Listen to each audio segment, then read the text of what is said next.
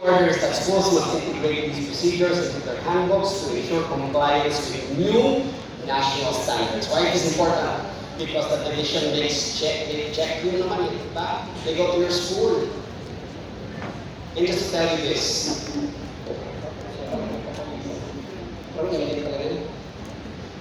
so they go to your schools and they have a checklist. Who has a checklist? Supervisors, the legal officers.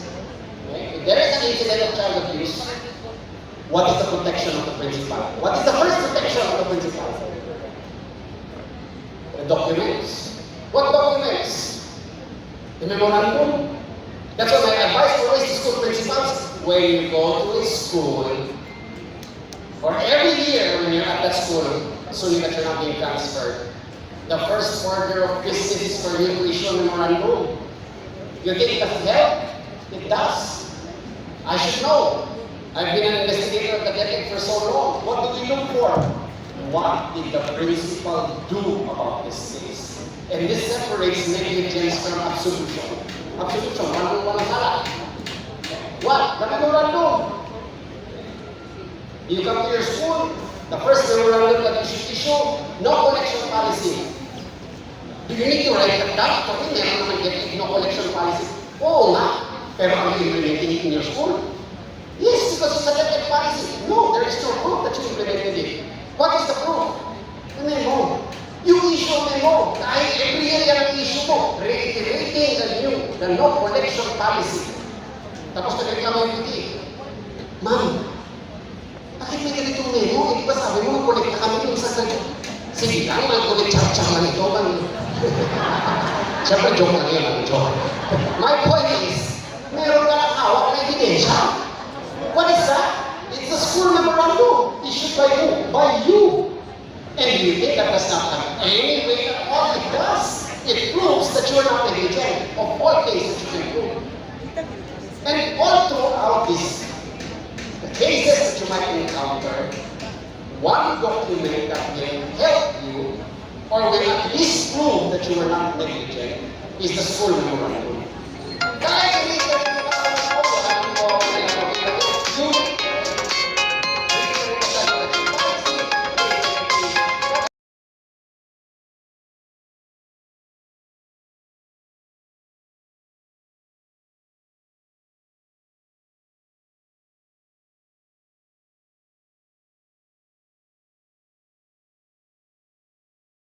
In end of the school year. Those are the most vulnerable parts. Why? Because that is where the collections happen. And start. So, sabayan mo. Why am I saying this? I shouldn't be saying this. Before I didn't say this in my lecture because I'm the DepEd. I'm in the DepEd. Now I'm not in the DepEd anymore.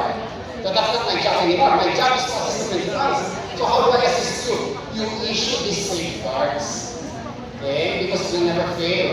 It will never fail you. It is an indicator that you are not a negligent principal. The mere issuance of a reiteration memorandum serves as proof that you warned your teachers ahead of time. In case should there be any violations or infractions by your teachers, at least you issued a memorandum. So how difficult can that be? But the problem is, are many principals doing this? Not many. When do they issue memorandum? I don't know when. But I'm saying that these are the important documents that you should issue pertaining to policies that will safeguard you. There may not be an incident this year, but what it happens in the law. But at least when there is a memorandum that you issue, it works. Okay. Now, in your handbook, do not forget the nexus rule. School reserves the right to discipline off-campus or online behavior, or if it materially disrupts the learning environment or tarnishes the school reputation. In short, let me just correct the misconception that you cannot punish students if the acts are committed outside. That's always the question. That is not true. Okay? Your authority as the school principal over students does not extend only up to the fence. Just because it happens outside, so when you're outside, that means you have no jurisdiction. That is a misconception. That is a wrong interpretation. It is not whether it happened inside or outside. What is important is, do you have knowledge of the act committed? So even if it was committed outside, the students are smoking, does it mean that you will not be able to prosecute them? You can. Okay? Everything. Even if it happened in a mall, 30 kilometers away. If a student shoplifted with his ID on, yeah, does it mean that the school cannot prosecute the child? The school can. Anything that tarnishes the image or reputation of the school. The same manner that it applies to teachers. If a teacher is caught in the, what's that area? Yung may ilaw na mga matay kasi, oh sir, I know you don't know that. Yung ilaw na mga matay. Yeah? And the teacher is caught kasi nag-picture sila. Bakit kayo picture sa live club? Oh my gosh! Kasalanan nyo yung direct kasi ito dahil sa MOV. Ang problema hindi pa tinanggal yung t-shirt, nakalagay pa matatag. Oh my gosh! Matatag na. Okay?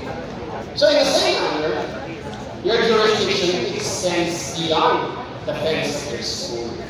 So do not think for 1 second that just because it happened outside your school, wala na tayo pakialam dyan, hindi na natin sakot yan. Nag-bullying sila sa labasan, problema rin yan sa barangay na yan.